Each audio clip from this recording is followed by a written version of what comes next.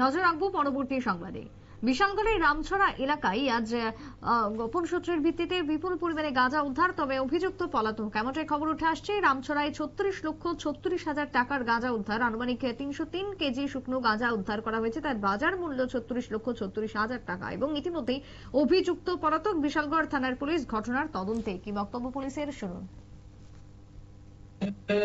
সকাল অনুমান 12টার দিকে একটা গোপন সংবাদের মাধ্যমে রামছড়া প্রবীর ভৌমিকের বাড়িতে আমরা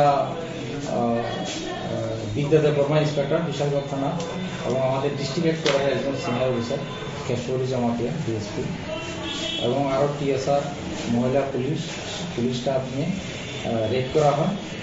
রেডে আমাদের 303 কেজি ড্রাই গাঁজা সিজ করা হয় এই প্রবীর ভৌমিকের বাড়ি।